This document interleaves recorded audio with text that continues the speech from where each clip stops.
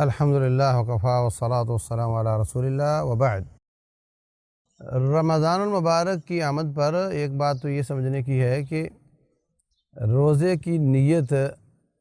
روزہ شروع ہونے سے پہلے ہونی چاہیے۔ رسول اللہ صلی اللہ علیہ وسلم فرماتے ہیں من لم یجمع الصیام من اللیل فلا صیام لہ، جو رات کے وقت روزے کی نیت نہیں کرتا اس کا روزہ نہیں ہوتا۔ مثلا نفلی روزہ اگر آپ رات نیت نہ بھی کریں تو ہو جاتا ہے، آپ کا کل ارادہ نہیں روزہ رکھنے کا، صبح ہوئی آپ نے نماز پڑھی، اٹھ کر آئے، واپس آئے، ناشتہ نہیں کیا، کچھ نہیں کھایا، آج کے دن کو آپ روزہ بنا سکتے ہیں۔ لیکن فرض روزے کے بارے میں ہے کہ وہ پچھلی مغرب سے لے کر فجر کی اذان کے بیچ میں کہیں نہ کہیں آپ کی نیت یہ ہونی ضروری ہے کہ آپ کا کل روزہ رکھنے کا پروگرام ہے، تو اس لیے روزے کی نیت یہ ضروری ہے۔ اس کی بعد لوگوں نے عربی بنائی ہوئی ہے، واب صوم غدن نویتو وغیرہ وغیرہ، یہ خود بنائی گئی ہے، زبان سے بولنا ضروری نہیں، آپ دل سے نیت کر لیں کہ میں کل انشاءاللہ روزہ رکھوں، اور سب لوگوں کی تقریباً نیت ہوتی ہے تو وہی کافی ہے۔ اور روزہ کھولنے کے وقت بھی بعض لوگوں نے مختلف دعائیں بنا رکھی ہیں۔ اس میں جو ثابت شدہ بات ہے وہ یہ کہ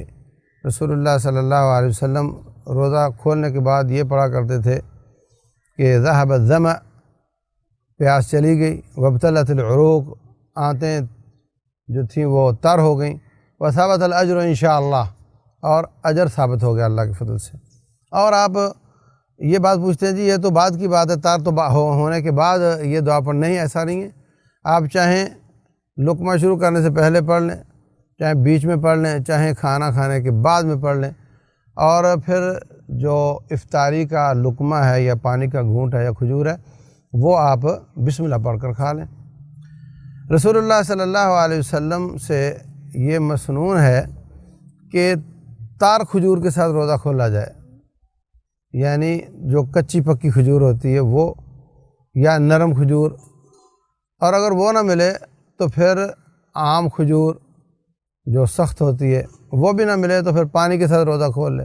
وہ بھی نہ ملے تو پھر جس چیز کے ساتھ چاہے روزہ کھول لے۔ یہ سب انشاءاللہ خیر اور برکت کی باتیں ہیں۔ تو اس طریقے سے نیت کر کے روزہ رکھا جائے، اس طریقے سے کھولا جائے، اور اس طریقے سے رمضان کا استقبال کیا جائے۔ اللہ تبارک و تعالی عمل کی توفیق دے۔